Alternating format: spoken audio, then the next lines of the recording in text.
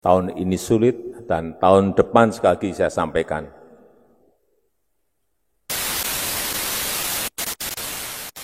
akan gelap.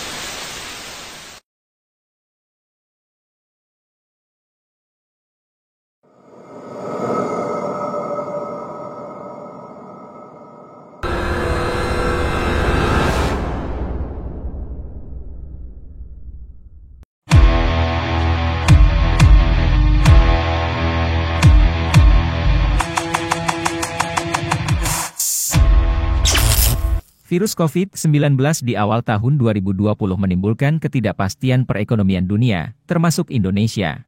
Penyebaran virus COVID-19 membuat keselamatan manusia terancam, sehingga aktivitas ekonomi tersendat.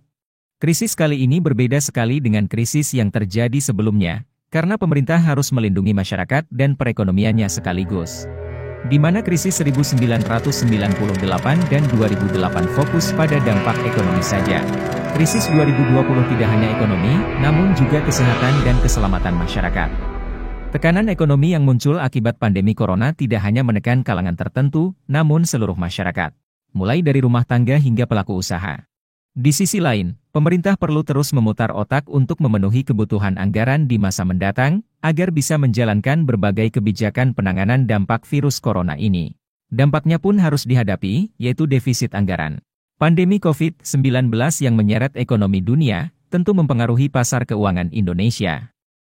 Indeks harga saham gabungan, IHSG, dan nilai tukar rupiah menjadi melemah. Kemudian ditambah lagi dengan terjadinya perang antara Rusia dengan Ukraina, sehingga menyebabkan terjadinya inflasi, di mana harga minyak dunia menjadi mahal yang akhirnya menimbulkan efek berantai, yaitu kenaikan terhadap harga komoditas lainnya, seperti gas, batu bara, gandum, dan yang lainnya.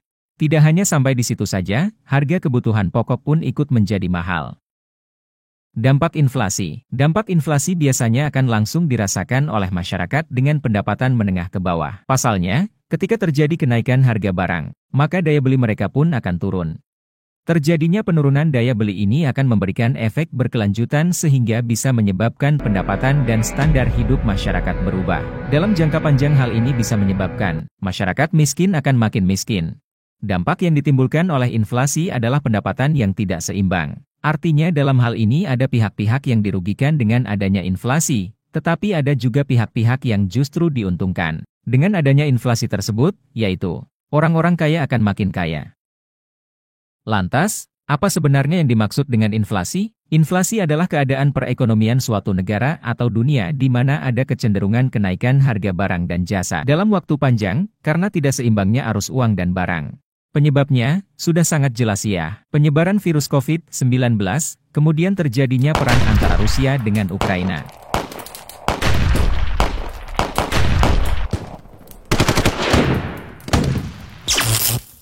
Saya juga ada bikin video edukasi lainnya, silahkan subscribe biar gak ketinggalan video lainnya, baik edukasi maupun analisa saham.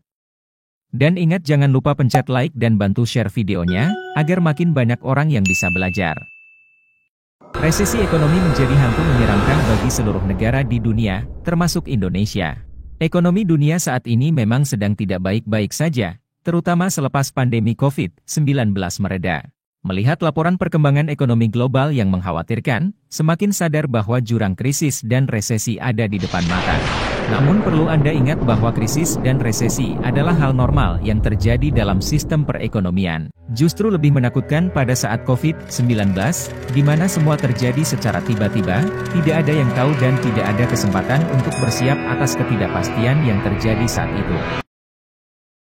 Saya pribadi tidak ingin resesi global ini terjadi, khususnya kepada Indonesia. Saya sangat berharap baik-baik saja, namun apabila itu terjadi, kita siap menghadapinya, di mana kejadian ini bisa menjadi peluang untuk memupuk keuntungan pada masa mendatang.